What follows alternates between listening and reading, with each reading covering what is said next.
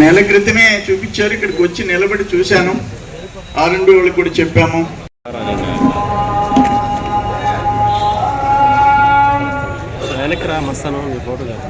శాసనసభ సమావేశాలు ముగిసాయి. ఈరోజు రావడం జరిగింది.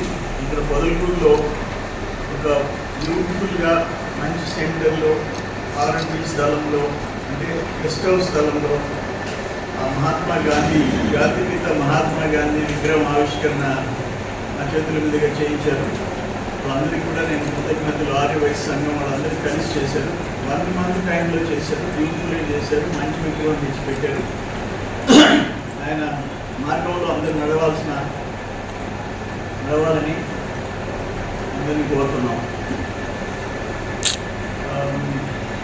నేనేమంటానంటే ఇక్కడ కూడా ఆ విగ్రహం అఫీషియల్గా మేము పెట్టించాం. గతంలో ఆయన కాకాని గోవర్ధన్ మాదిరిగా అర్ధరాత్రి విగ్రహాలు పర్మిషన్ లేకుండా పెట్టలే.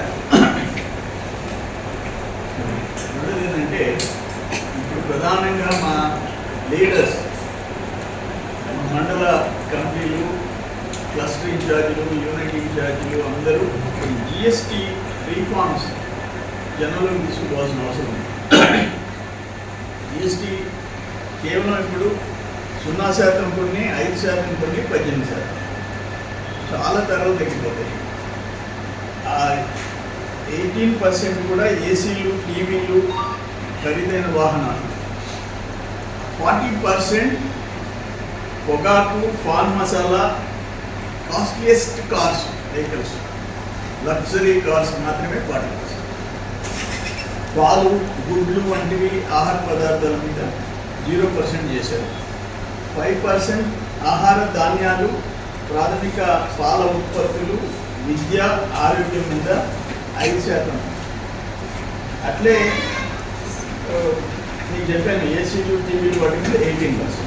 సో 0.5, 0%, 5%, 18%. ఇది ప్రజల జీవితాల్లో, కుటుంబాల పోషణలో చాలా వరకు ఖర్చు తగ్గదు.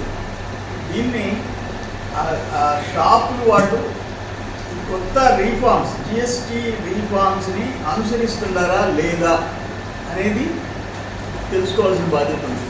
మనం కన్జ్యూమర్స్ కొనేటప్పుడు అది తగ్గించుకుంటా పాత రేట్లే అమలు చేస్తుంటే మనం ఫిర్యాదు చేసుకునే అవకాశం ఉంది. అది మీ అందరికీ నేను తెలియజేస్తుంటా. మళ్ళీ ఇంకొకటి ఏంటంటే, అక్టోబర్ 4వ తేదీ ఈ ఆటో డ్రైవర్స్కి ఒక్కొక్కరికి 15,000 రూపాయలు ఇవ్వడం జరుగుతుంది.